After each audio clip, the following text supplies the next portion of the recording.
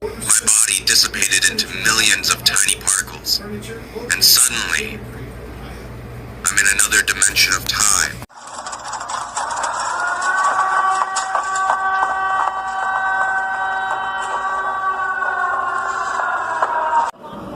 Alright, Lost Fathers, welcome back to Soul Mechanics.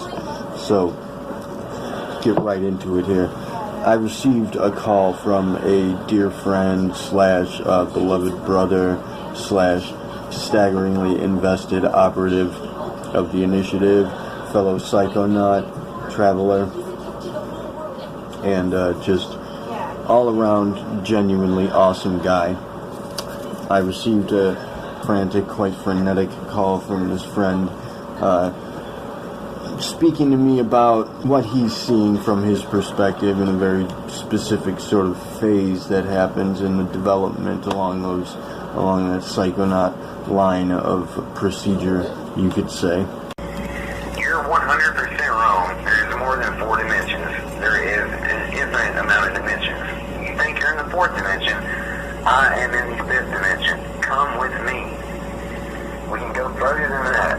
Literally. We have to open the door to get to the other side. The door is open. We have to walk through it. I'm telling you. I'm telling you. Look at all the religious texts. Look at all the truths presented in front of you. There's more dimensions than you think. I love you, brother. Come with me through the door, please. It really aggravates me that people throw around the term dimension all the time. They talk about how there are alternate dimensions and there are, parallel realities that are alternate dimensions and all that nonsense. These things, they are not dimensions.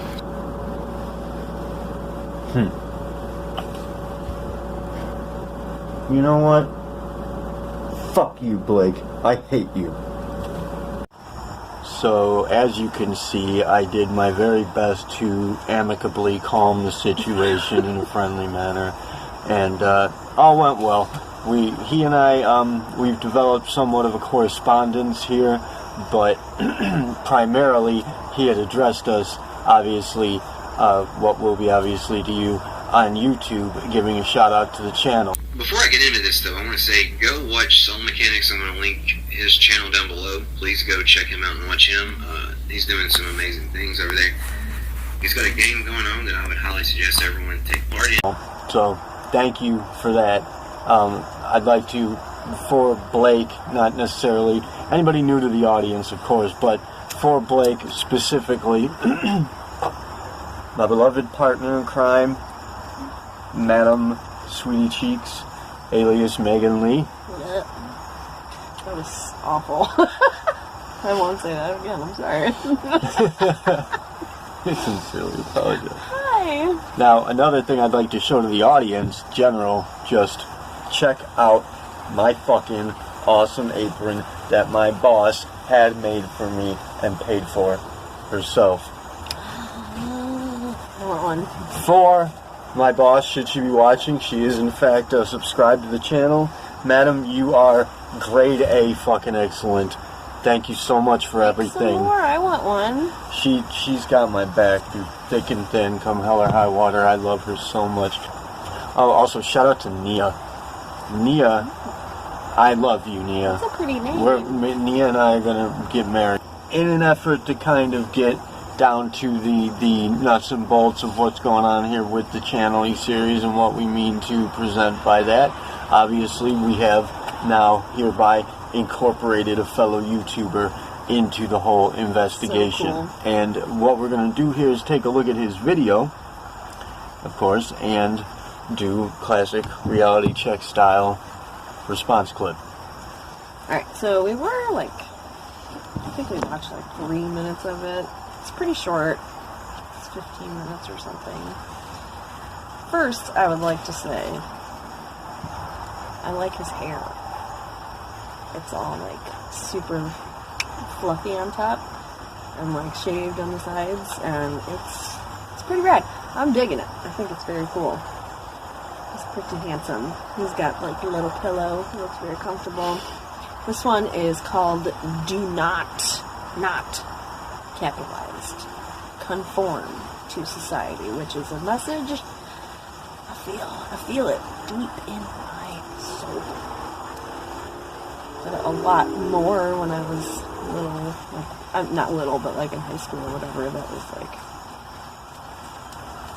freshman crusade kind of thing. I think everybody kind of went through that little phase. Basically what she's trying to get across is that there's going to be an earlier phase in the development of a spotter that you're reaching here, and it's understandable that you are. Of course, you just started, from what I can tell, relatively speaking, you just kind of got into this whole existential transformation, so you're going to be very rapidly going through the phases that it will have taken us years and years to get through earlier on in our lives. You're not wrong at all. And you're not wrong, but you're not there yet. You're not quite here. I like the simplicity too of making, first of all, like shorter videos, which I feel like we've been guilty of making longer ones in the past or whatever, but I think they're just more easily consumable. But having a little bit shorter videos, and then like the actual name of it is just a simple thing that's like, this is what I'm gonna say. It's fantastic, it's absolutely true, anybody could get on board with that at this point, you know? There isn't people out there that are going to be like, yeah, I love to conform to society. Fuck that shit. Like, damn the man. And I love it. It's very it's simplistic, it's beautiful. There, in fact, are a lot of people out there who are like, let's conform to society. And the funny thing is, those are the people who think that they're combating the system, the people who are like the fucking Trump supporters. It's unconscious, I think, it's happening unconsciously to a certain extent. People that are just like, I have to go along with everything that's supposed to, the supposed to people, the should people. Yeah. I tell my niece all the time, don't should all over it. Don't should all over yourself. That's a big one. I should do this, or I should do that, or I should know this, or I should be that. Don't. There is no should. There's no fucking such thing as should. No, it doesn't exist. It's not a thing. It's your ego fucking trying to fuck with you. There's no should. You don't have to should all over it, which is such a beautiful phrase. I love that. I don't remember where I heard it, but probably some podcast or something. But I don't think those people really do it consciously. I think they're just like, this is what I should do next, and then just kind of follow each progressive step along the journey of life or whatever, and don't really think about stepping out of line, so to speak. Because, I guess it takes some courage to be that, I guess. No, yeah, maybe. It's scary. So, yeah, it takes a little bit of courage to step out of that. And so, tip of the cap to you, my man. Opening up, he spoke of going to college and how he believes that that's not really something that's worth doing, or that ultimately, I guess the idea that we had a short discussion on it, so we're kind of spurring this, but college is a fucking scam. And he's absolutely right. Bottom line, when he it's says a scam. There should be nobody should have to pay for that. Nobody should have to go in debt to further themselves academically. You're right. You're absolutely right. Basically, he was talking about the premise here. His thesis is that, the bare essentials should be provided. Yeah. They should be provided freely, and we should all be provided what we require, including shelter, to survive and to have a platform from which to go forth and be creative. And that absolutely would fix the fucking problem. When you throw college into there, it goes from, and I've had many conversations about this, the 3 basic needs for human life, right? Shelter, food, what was the other one? Shelter, water, clothing, stuff like that. Electricity is one in this day and age. When you start throwing like electricity, college into that, it becomes more of a needs of a beneficial society. Sort of, instead of just making sure everyone stays alive, you're making sure that that this place that we live in is better for everyone in so many ways. In this day, in the modern day, electricity is a necessity to I don't know. survive. You're right. We've I made agree it with you, but there's to also interact with the world without the internet. There's also a huge homeless problem. So when that's the kind of delineation in my mind, is like the delineation from like keeping a person breathing and keeping, or trying to make and then keep a society itself working for the benefit of everyone, which is absolutely not what we are doing right now. Yeah, and why wouldn't you? You know, I mean, why wouldn't you want that? There's so many people that... Just to throw it into the mix, a simple value that I'd like to put into play, sorry. No. And this is maybe jumping quite a ways ahead, and perhaps, I don't know, some people might not see it, but just to get it out there in play, especially for those who can see it, and can make use of it insofar as regards, you know, reformatting their own operating system, so to speak. You have right now people out there behaving as though they own this. Places, land. They own this. They own the world. They own your life. And you let that happen. Well, we all did. I mean, we're all all let that happen. We're all in that. complicit. Yes, absolutely.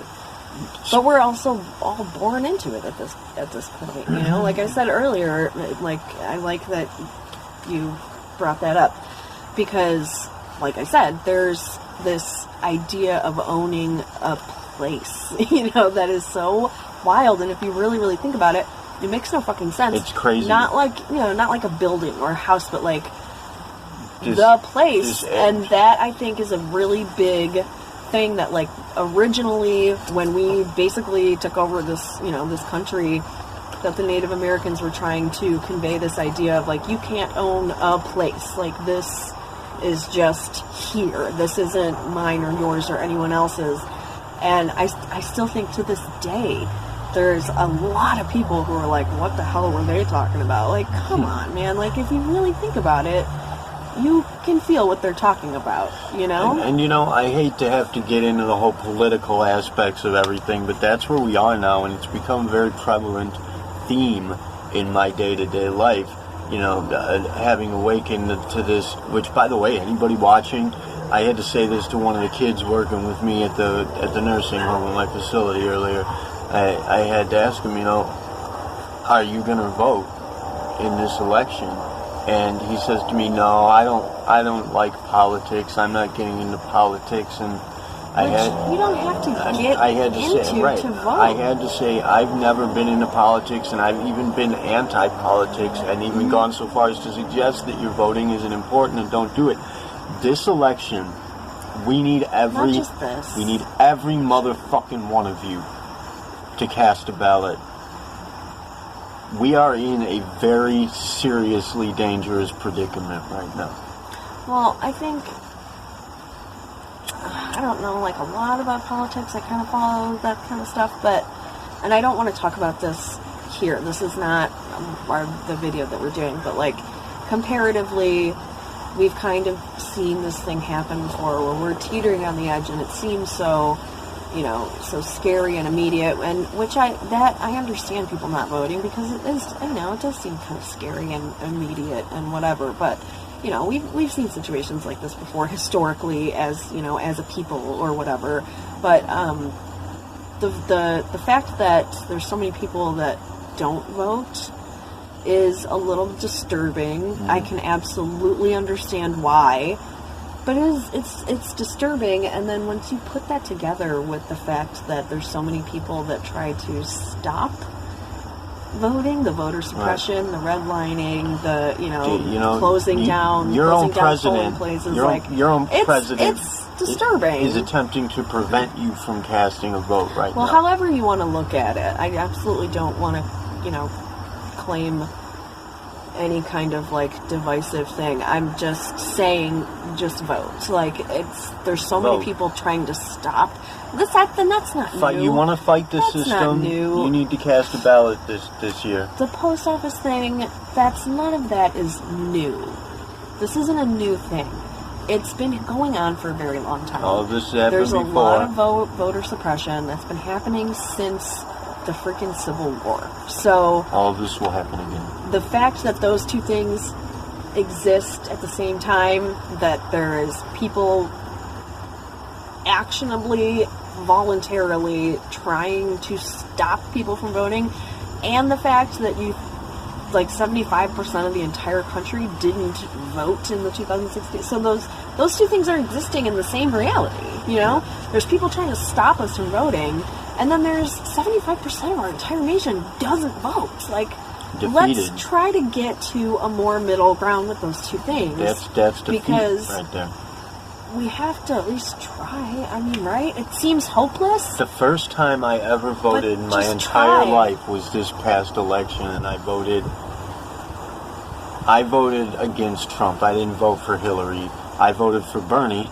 I wrote him in because that's the right choice. Yeah. It's a common sense, I agree. logical, correct decision to make. But we're not provided that decision as Right. it stands. But I'm going to go and I'm going to vote against Trump again. And I'm going to fucking hope like hell enough other people do the same. And no matter what your opinion is on voting your conscience versus throwing away, to me, I don't think there's such a thing as throwing away your vote. Vote however you're going to vote. Like, just do it. That's the only thing I feel like matters, because it helps us get a better sense of everyone as a whole. Like, we need to know what's going on in our country, and the best way to do that is to just find out what people think and what people feel and act upon that accordingly. So whatever it is, vote for whoever the fuck you want. Write people in. I don't give a shit. Write your dog's name. Whatever. Just do it. Thank you. That concludes our PSA. Now, the reason that this came up, though, is because... Let me cut you off right there. From somewhere a little ways into the future, we are not going to allow for our past selves to go off rambling tangentially in directions that are not of import to this video. So we are re-railing, and we're getting back on track with this video, although I'd like to make note here, we're actually responding to 2 videos at this point, one of which, more so, is a video that I'll use the title for that video because I like it, and also you kind of blotted it out where it says get the fuck up and do something.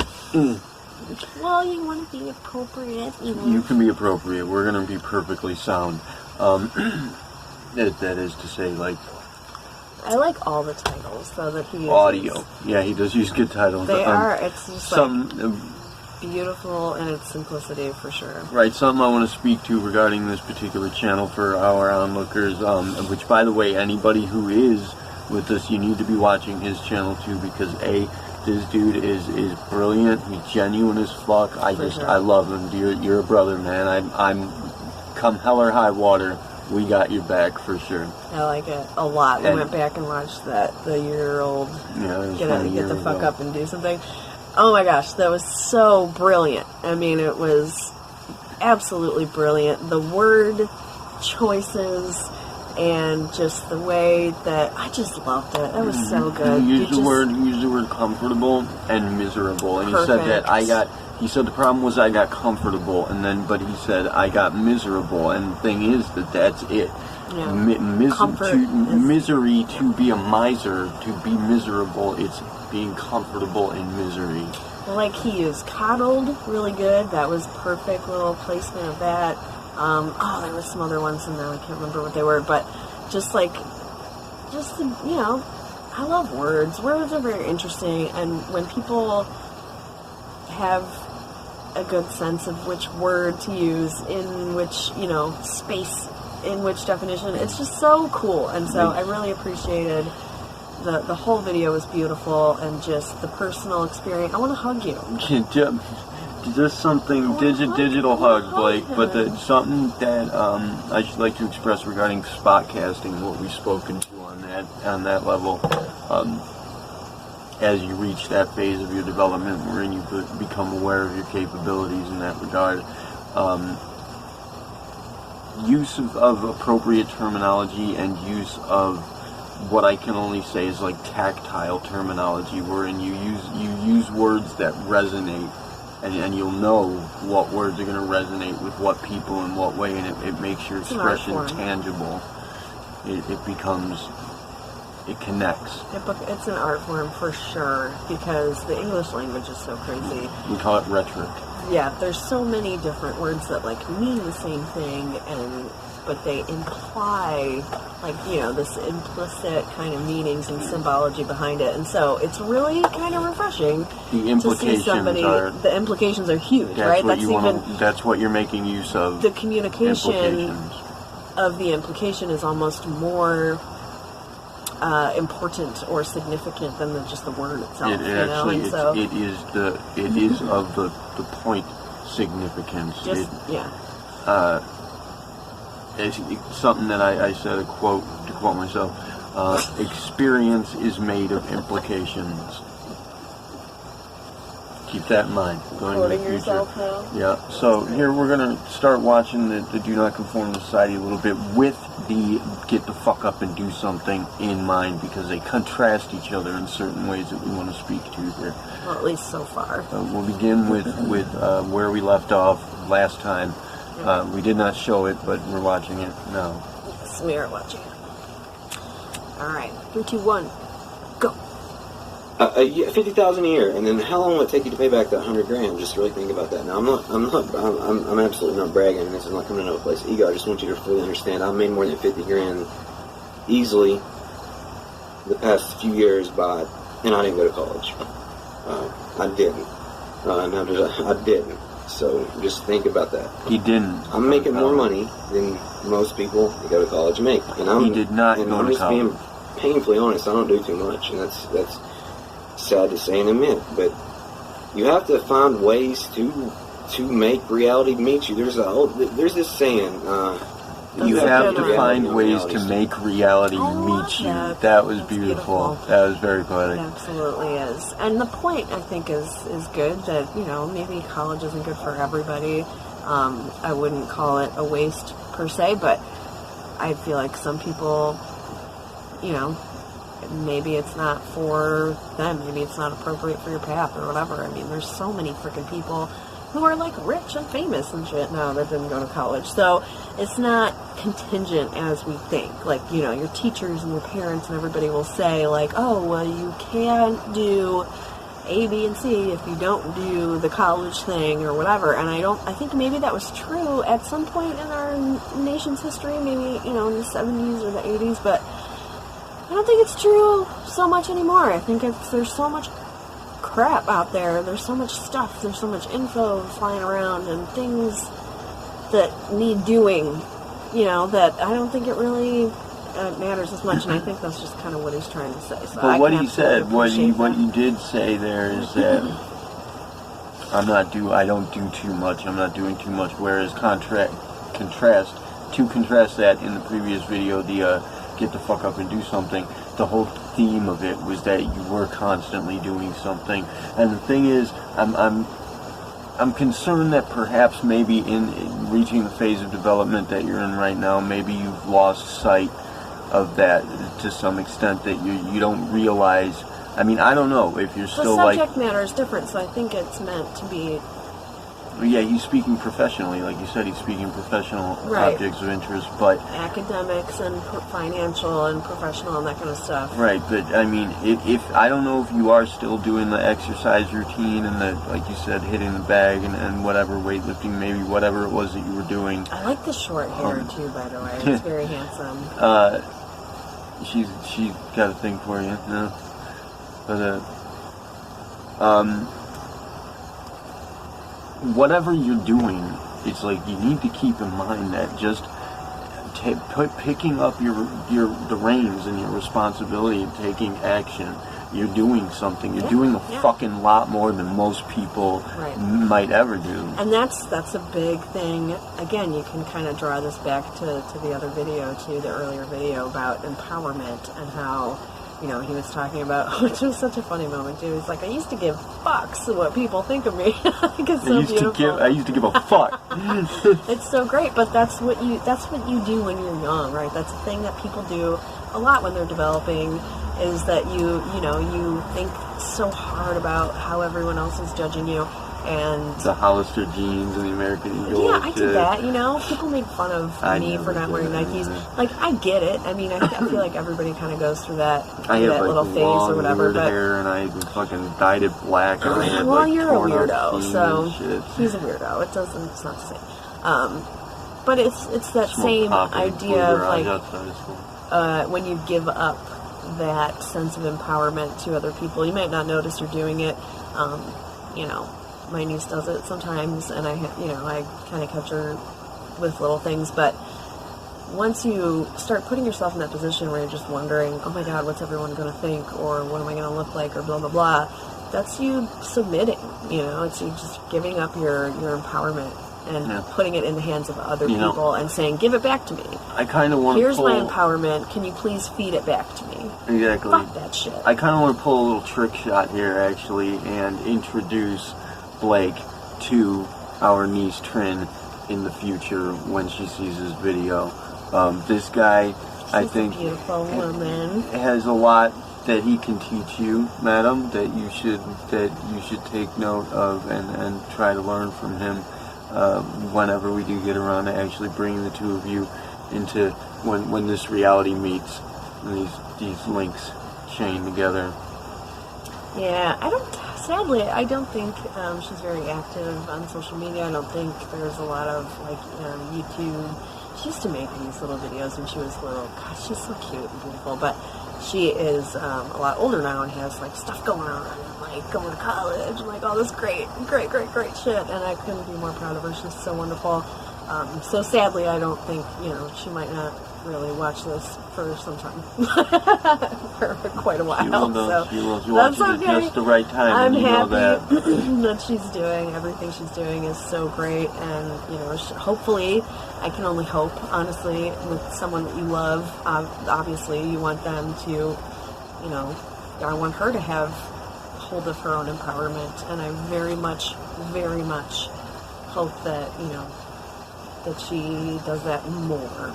Not that she doesn't, but I feel like there could be more of that.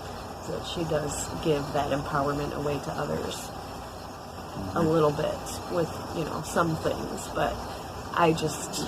So, I mean, but actually therein lies the suggestion as to how we're going to channel this energy. You talk a lot about social medias and getting off social medias. You told me that you're not going to be active like on Facebook and such. You even said there's only a couple of people. I feel like that's healthy. There's only a couple of people that you can bother to check in on social media, you said, and I should like to think that I'm one of them.